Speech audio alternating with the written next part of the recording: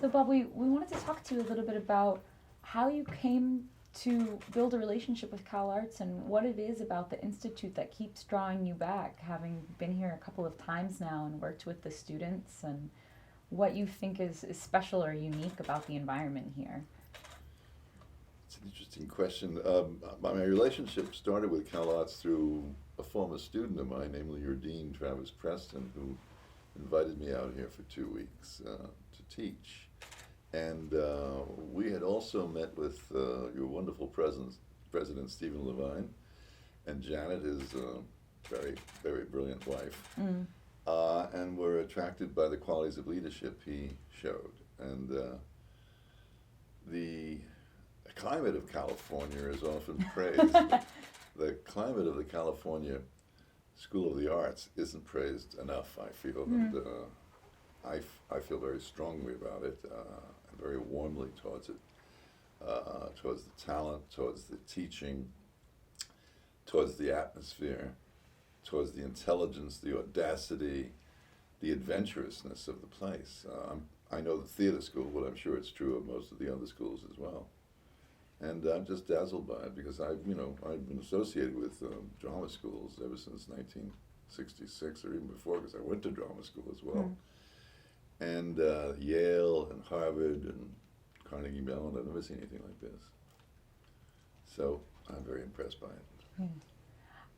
Having worked a little bit with some of the actors here, what qualities do they exhibit that maybe remind you of yourself when you were younger, or that stand out to you? That's an interesting question, because it hadn't occurred to me that maybe that's why I'm so attracted to the actors, that they do remind me of myself when I was young. Because they're not only talented, as I said, but they're very intelligent. And some of them are, could almost be dramaturgs, could almost be the literary managers of theaters, because they know so much and they're so smart. I don't know about the extent of their knowledge, but the depth of their knowledge is very impressive. And they're also just delicious people. The quality of the nature, the good nature, the warmth and the love of these people. I'd be ashamed to talk that way anywhere else, but it's true here. Yeah. Their kind of dedication to the work and the total dedication, and as I say, their willingness to take risks. That's something you don't see very much anywhere at all these days. Yeah, I definitely think that that's a trademark of a Cal Arts student. Absolutely. Somebody who's not afraid to take risks and kind of push he'll transfer that to other people as well. Yeah. And she will as well. I've heard from your former student and my dean that back in your day you kind of liked to ruffle feathers a little bit yourself and push the boundaries and in your work and in your life. And I'm wondering if there were any obstacles that you encountered as a younger artist that were difficult to overcome, or that kind of strengthened your resolve moving forward and sticking with the profession, because stamina is such a huge asset in this field. Well, I actually experienced difficulties. I won't talk about the support. I had a lot of support. But I experienced difficulties both from the age, because there were lots of protests going on. The content of which I shared, but it was really disrupting the work. We couldn't really proceed with the work if students felt they had to be outside protesting the war, or protesting discrimination, or protesting racism. So I shared all those qualities, those causes, but it was very hard to get the place started. It wasn't until the last 3 years at Yale that I really got my programming. And the other problem was from the right wing, which was simply that they were opposed to many of the political stances we had in our program, as well as the artistic stances, which were a little too advanced for their taste.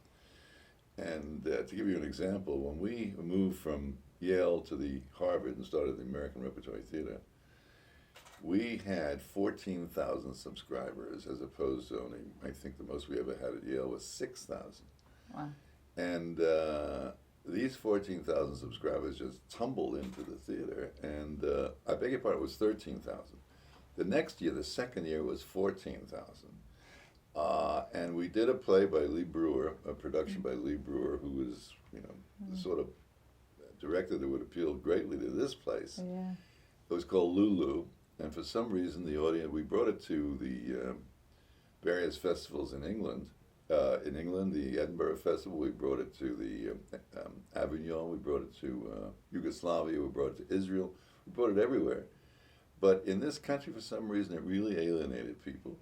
And whereas we had 14,000 in the second year, we had 7,000 in the third year. We had a build up from 7,000 subscribers.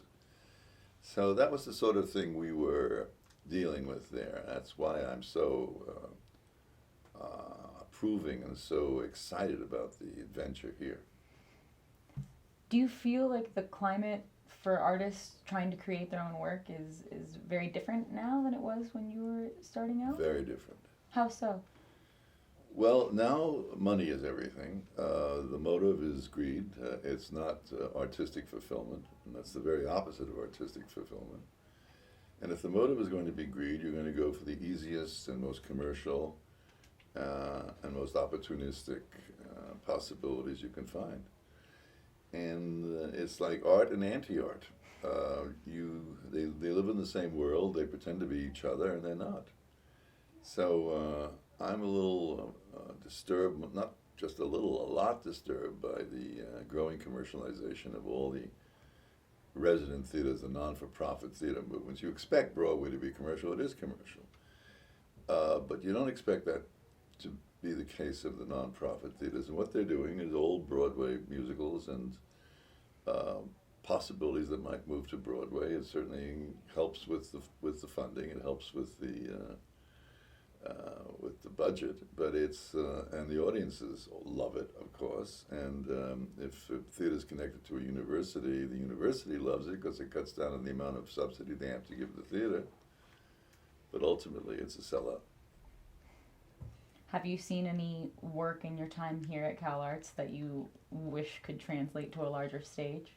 Oh, well, the work I see here, I don't think should translate to a larger stage.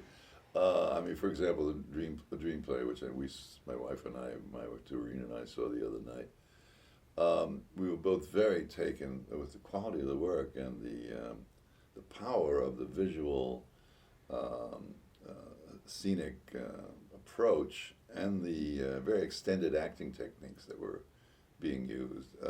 But I don't think that's movable. It's movable to a small off-Broadway stage, and it should flourish in one. But you wouldn't want to think of that, going to a Broadway stage or even a large off-Broadway stage. So these are different animals, really, just as symphony music and rock are different animals. Do you think that there are advantages to sort of being in an insular community like CalArts as you're working to create art, having a sort of safe place to experiment? And it's absolutely irreplaceable. It's a perfect situation for people to experiment. It's also a perfect situation for people to look back on and say, I experimented there and I want to keep experimenting. So the person, who trains here will, I think, almost undoubtedly stay with the stage. He or she will have to live. They'll do commercials, they'll do television, they'll do movies if they're lucky enough. But they're not going to forget the stage. That's their first home. And not only their first home, but the adventurous stage, the experimental stage seems to be their first home too. So I think they'll stay with it, yes. Do you have a favorite theater city in the world, or a town that you... A favorite theater city? It used to be Chicago. That seemed to be the most exciting city, but although it was mostly aimed towards realism. But it had Steppenwolf, it had the Goodman Theater, it had any number of organizations and artists that came out of there, many of which have become, very important artists today. New York used to be the theater city, and I suppose it still is to some extent, and it still has enough going on in it that the smaller theaters live. They're not dying. Some of them are dying, but there are audiences for some of the smaller theaters, but it's shrinking.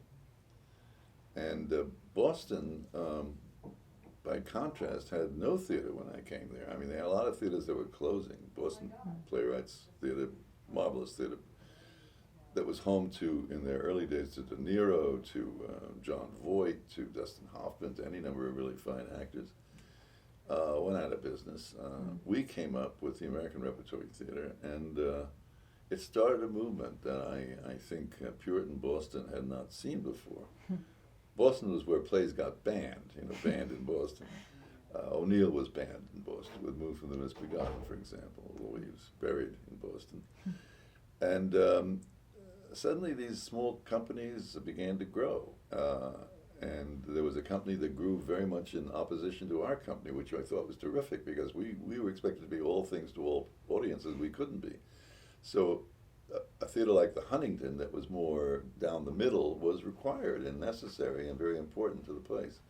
And a lot of smaller theaters, Rattlesnake, Lyceum, and now the new Repertory Theater, a theater that I'm associated with, it, which I feel very strongly about, and is associated with BU.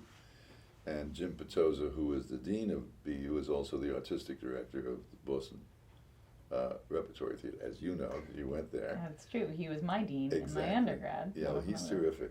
And you find enough people like that, and you train enough people like that through a school like this, and you'll get ahead of the game again. Do you find training to be very important with the actors that you work with and with the artists that you collaborate with? I think training is essential. Otherwise, you just end up playing yourself. Training is essential in order to be able to enter the lives of other characters, and that's an external approach rather than an internal approach. It's not finding out what Hamlet has in common with you. It's finding out, well, what you have in common with Hamlet. It's finding out what Hamlet has in common with you, and really proceeding as a transformation and changing your nature on the stage instead of forcing your own personality. And the great actors all have that. Olivier, Meryl Streep, Paul Scofield, they all have the capacity to transform. Excuse me. You talk about that a little bit in the play that we'll see performed this evening. That's right. That play is about that, because I find Lee Strasberg to be the figure who is most responsible for the non-transformational approach, and the one that used the personalizing and the psychoanalytic approach, where you enter your own neuroses in order to find out how to play a character. And that's terrific for the movies, but it's not great for the stage. I wonder if you have any words of wisdom or advice, anything that you know now that you didn't know when you were first starting out, that you might like to share with future students or current students or people who are getting ready to graduate and enter the professional world. One word: persistence. I've seen great actors give up the profession because they didn't have the obstinacy to stay with it. I've seen inferior actors achieve stardom because they had the persistence and the obstinacy to stay with what they were doing in spite of all the disappointments, of which there will be many. But if you persist, it'll happen.